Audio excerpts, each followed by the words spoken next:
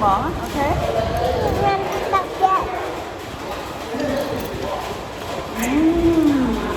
Good, eh? So good.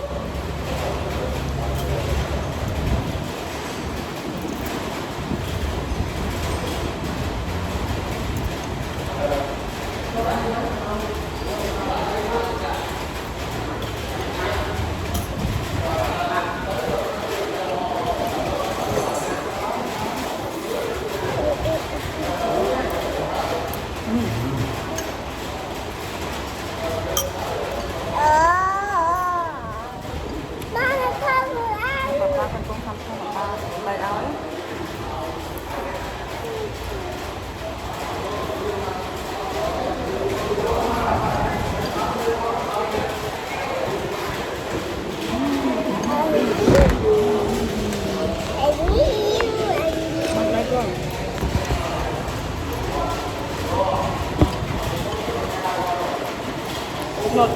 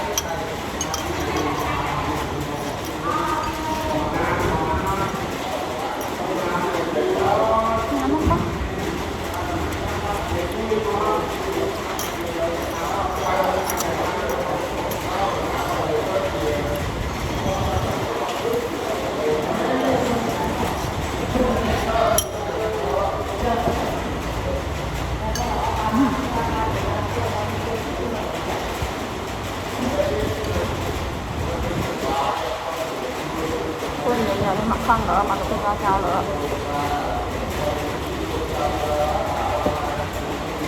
Đặt cho nhầm tiêu xuống mặt khăn nữa.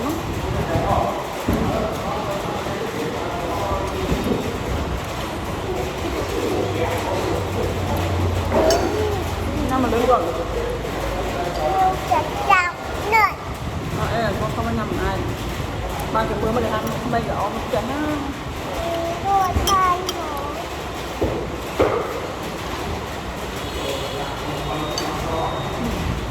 Con nào?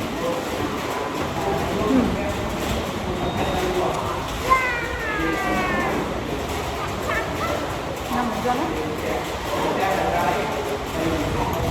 Năm thấy cái bách con nhâm đẹp rồi không? Rồi.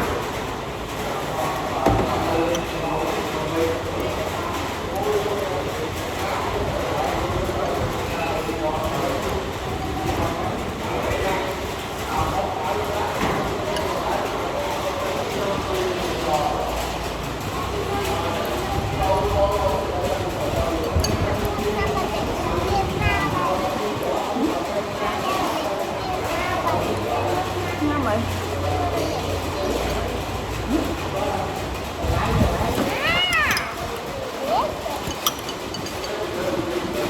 Dạ rồi.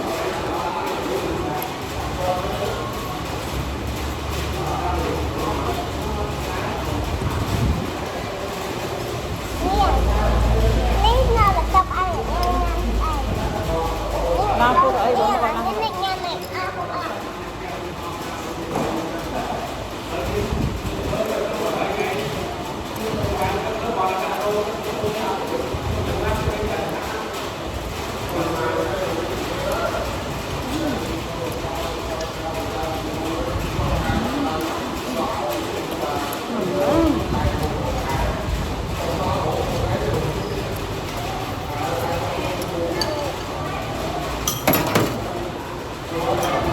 Rất yếu còn.